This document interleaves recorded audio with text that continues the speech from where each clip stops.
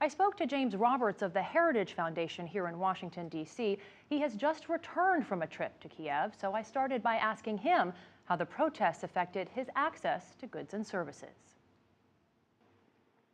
Actually, when I was there, there was a lot of tension. I went down to the Maidan, to the Independence Square, and you could certainly feel the tension and things were brewing. But outside of the areas of protest, things were going along pretty much as business as usual, to the extent business is being done in Ukraine, which is not very much, unfortunately. But it wasn't a total crisis situation when I was there, but it got very bad a few days later until the most dramatic events over the weekend. But certainly the people want a better life. The people are demanding that the government stop this headlong, direction toward Putin and Russia and the Eurasian Union, and instead turn toward the West, turn to Europe, United States, and other countries where they can get better markets for their products, more investment.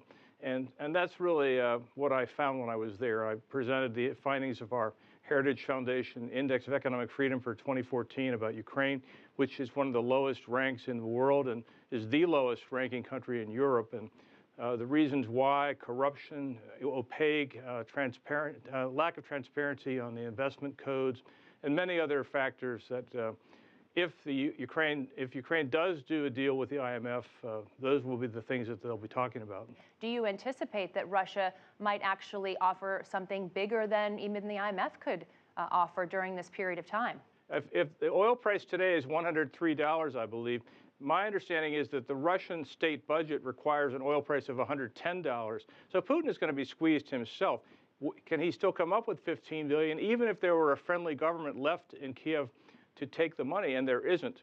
So, of course, the other concern now is one of possible military action or some kind of action in the Russian-speaking majority areas in Crimea and southeast Ukraine where they might be receptive to really splitting apart the country, and that, of course, is a big worry. Two separate credit ratings agencies have downgraded the Ukraine, and I wonder how that could impact its ability to be a good source, a good applicant, if you will, for an aid rescue package.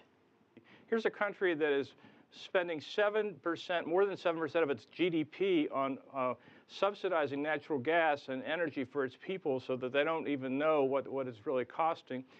Terrible distortions in the Ukrainian economy, and that would be the IMF conditionality, of course, that would be what would be putting Ukraine back on the track to getting into better health. But that's going to take some doing, and they're not going to be good candidates for loans in the meantime, except from the international lenders.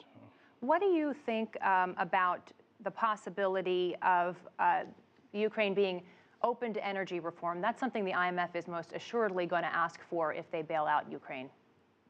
Certainly would be a wonderful thing to see. They have the possibility of developing new resources with fracking, horizontal drilling, other latest technology techniques that the Russians even have to bring in ExxonMobil and others to develop their own. So that would be something of great promise for Ukraine. In addition, lower energy prices would help the agricultural production. Of course, you have the wealth, some of the richest farmland in Europe, in Ukraine.